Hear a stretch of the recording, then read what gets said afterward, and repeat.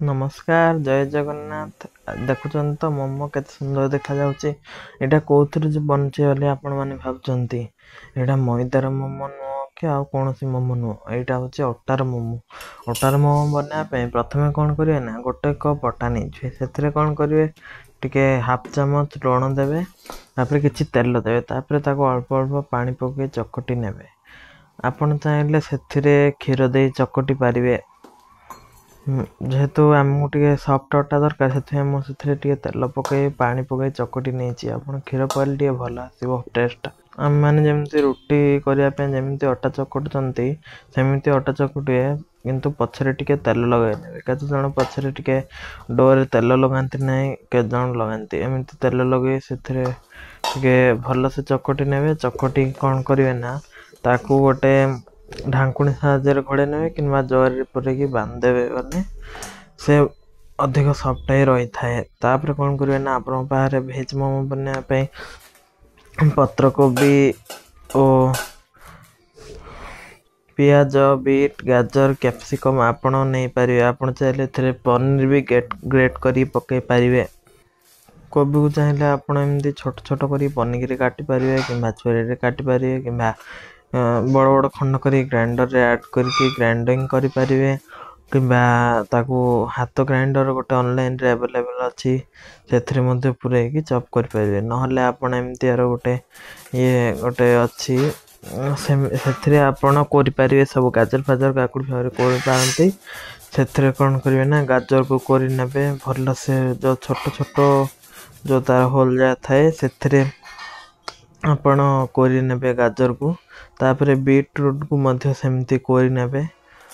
आपण चाहेले पनीर भी से ग्रेट कर परिवे बहुत बड़ बड़ खंड करें मोमो रे रही पारिबो नाही मसला गुड़ा को से बीटरूट कैप्सिकम भी आपण सेमती कर परिवे किंतु मु कैप्सिकम को पनीर काटी नहीं और पियाज को मध्य पनीर काटी नहीं। आपण चाहेले छुरी काटी पारे पनीर काटी पारे हाथ ग्राइंडर मध्य व्यवहार करि पारिबे। देखंतु मसला टी केते सुंदर देखा जाउची। आपण चाहेले पनीर पके पारे पनीर मोमो चिकन मोमो कले तो से चिकन कीमा पड़े से एटा भेज मोमो। पियाज को मध्य चुन चुन करी काटी नेबे बेसी बड़ बड़ खंड रखिए ना छोट छोट खंड ही रखिए। पियाज को आपण मैंने चाहिए पूरा छोट छोट जो ग्रेटर गोटे ऑनलाइन अवेलेबल अच्छी से आपण मैंने ग्रेट करें। आपण मन बहुत किसी सुविधा हो पार मोमो बनापी ए आलू स्टफिंग दे मोमो बना जाए। आपण आलू मसला जमती करेंगे सेमती अटा दलिकी से जो मसला को भर्ती कर स्टीम करदे से आलू मोमो हो गला। पनीर को भर्ती करदे पनीर मोमो हो गला। चिकन को भर्ती करदे चिकन मोमो हो गला। आपण चाहिए जो प्रकार मोमो मध्य करि परिवे। देखो मु कैप्सिकम टी पूरा छोट सरू सरू आकार काटी नहीं पूरा छोट छोट करी काटी नौची। आपण बड़ रखिएनी सेटा को पूरा छोट छोट करी काटी नेबे। देखो एमती करके मु सब काटी नहीं तापर कौन करिया गोटे हेमदस्तार 3 कला लसुण गोटे कला अदा ताकू भल से छेची नेबे। छेची नहीं सारा पर ताकू पूरा चिकन कर छेची ने ग्राइंडर करवा नहीं। तापर गोटे कढ़ई रे तेल नहीं जाए से कौन करिवे ना रसुण और अदार जो छेचा ताकू पकई नेबे। तापर कौन करिवे ना गोटे छोट साइज रो किमा बड़ आपण जतकी चटनी बनइबे ता हिसाब रे टमाटो को नेबे। भल से रसुण अदाटा भाजी गलापर से कौन करेंगे ना टमाटो को 2 फाड़ कर पकई ने टिके रेड कर छाड़े पूरा एमती पोड़े ना टमाटो को भल टेस्ट आसे ना खराब टेस्ट आसता है।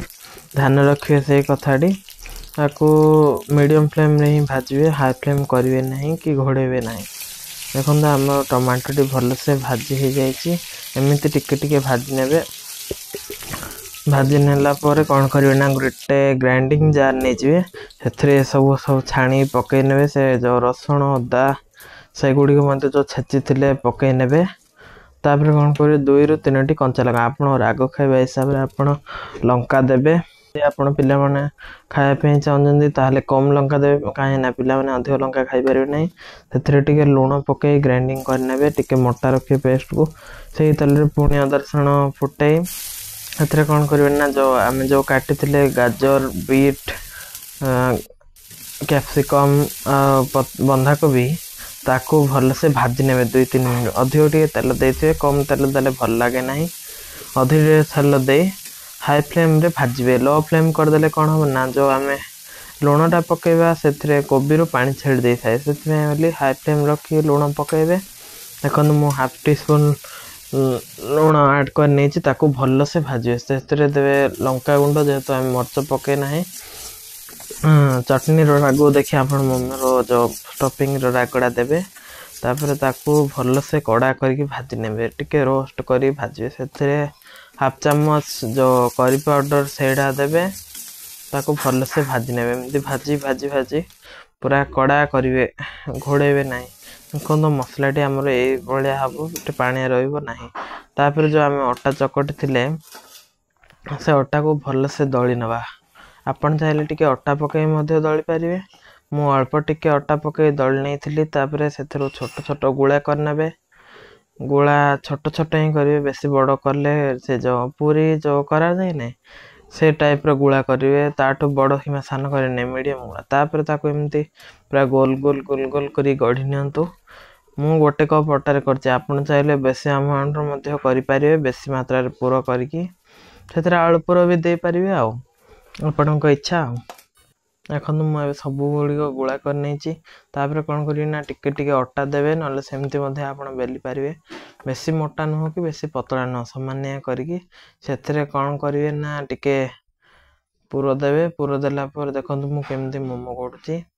ଆପଣ ଚାହିଁଲେ ଏମିତି ଡେଙ୍ଗ ସାଇଜ୍ର ଗଢ଼ି ପାରିବେ, ନହେଲେ ଆପଣ ଆଉ ଗୋଟେ ଦେଖିଥିବେ ବଜାରରେ ମିଳେ ଗୋଲ ଟାଇପ୍ର ମୋମୋ। ଏବେ ତ ମୋମୋର ଗୋଟେ ମେସିନ୍ ଆସିଗଲାଣି, ଛାଞ୍ଚ ଯେଉଁ କହୁଛନ୍ତି, ସେ ଛାଞ୍ଚ ନହେଲେ ଅନଲାଇନ୍ରୁ ଅର୍ଡ଼ର କରିଥିବେ ଗଲେ ଆପଣ ଭଲ ଭାବରେ ସେ ମୋମୋ ଷ୍ଟଫିଂ ଦେଇକି ଭର୍ତ୍ତି କରିକି ଆପଣ ସେଥିରେ ଭଲ ମୋମୋ ବନେଇ ପାରିବେ। ମୁଁ ଦେଖନ୍ତୁ ହାତରେ କରିଛି, ବହୁତ ସହଜ ଉପାୟରେ ହାତରେ କରିଥିବେ। ଆଉ ଆପଣ ଯିଏ ଦେଖି ପସନ୍ଦ କରୁଥିବ ତାର ଗୋଟେ ନିଆରା। ଆଉ ଆପଣ ଛାଞ୍ଚରେ ପିଠା କରିଥିବେ, ଦେଖନ୍ତୁ ଏମିତି ଡିଜାଇନ୍ର ମୁଁ କରିନେଇଛି। ଆଉ ଗୋଲର ବି କେତେଟା କରିନେଇଛି, ସେପଟ ସାଇଜ୍ର ଅଛି। ଦେଖନ୍ତୁ ଏବେ ସବୁ ତ ମୋମୋ ବନେଇ ଦେଇଛି, କେତେ ସୁନ୍ଦର ଦେଖାଯାଉଛି। ଗୋଟେ କପ୍ ଅଟାରେ ଆମର 15ଟି ମୋମୋ କି 16ଟି ମୋମୋ ହେଇଯାଇଛି। ଆପଣ କ'ଣ କରିବେ, ଗୋଟେ ଇଡଲି ହାଣ୍ଡି ନହେଲେ ଯେଉଁ ଇଡଲି ଷ୍ଟିମର ଯେଉଁ ନୁହଁ, ସେ ଷ୍ଟିମରରେ କ'ଣ କରିବେ ନା, ତେଲ ଟିକେ ଲଗାଇଦେବେ। ତାପରେ ସେ ମୋମୋ ଗୁଡ଼ିକ ବାହାର କରିକି ସବୁତକ ମୋମୋ ସାଇଜ୍ କରି ରଖିଦେବେ। ଲଗେଇକି ବେଶୀ ରଖିବେ ନାହିଁ, କାହିଁକିନା ଷ୍ଟିମ୍ ହେଲା ପରେ ଯେଉଁ ତାର ଯେଉଁ ଷ୍ଟିମ୍ଟା ବାଜେ, କ'ଣ ହୁଏ ନା, ସବୁ ମୋମୋ ଲାଖିଯିବ ସବୁ ସମୟ। ତାପରେ ଯେଉଁ ପାଣିଟା ଯେଉଁ ଫୁଟି ସାରିଲା ପରେ ସେ ଷ୍ଟିମ୍ କରିବା ପାଇଁ ତା ଭିତରେ ତାକୁ 15 ମିନିଟ୍ ପର୍ଯ୍ୟନ୍ତ ଘୋଡ଼େଇ ଦେବେ।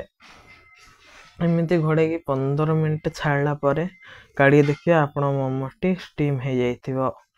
ତାପରେ କ'ଣ କରିବେ ନା, ମୋମୋ ଗୁଡ଼ିକ ଷ୍ଟିମରରୁ କାଢ଼ି ନେବେ। କାଢ଼ି ନେଇକି ତାକୁ ଟିକେ ଥଣ୍ଡା କରିବେ। ଗରମ କାଢ଼ିଲେ କ'ଣ ହେବ ନା, ଭାଙ୍ଗି ଯାଇପାରେ ମୋମୋ ଗୁଡ଼ାକ, କାହିଁକିନା ଅଟାରେ ଗଢ଼ା ହେଇଛି ନା, ଅଟା ହେଉ କି ମଇଦା। କିନ୍ତୁ ଥଣ୍ଡା ହେଇସାରିଲା ହିଁ କାଢ଼ିବେ। ଥଣ୍ଡା ହେଇସାରି କାଢ଼ିଲା ପରେ ଦେଖନ୍ତୁ, ଥଣ୍ଡା ହେଇସାରିଲା ପରେ ଆମର କେତେ ଗୁଡ଼ିଏ ମୋମୋ ଷ୍ଟିମ୍ ହେଇଛି, ଆଉ କିଛି ଅଛି। ଏମିତି ଭାବରେ ଆପଣ ଷ୍ଟିମ୍ କରିପାରିବେ। ଭିଡ଼ିଓଟି ଯଦି ଭଲ ଲାଗେ ଆପଣମାନଙ୍କୁ ଲାଇକ୍, ସେୟାର, ସବସ୍କ୍ରାଇବ୍ କରନ୍ତୁ। ଆମ ଭିଡ଼ିଓଟି ଭଲ ଲାଗିଲେ ରହୁଛି, ବାଏ।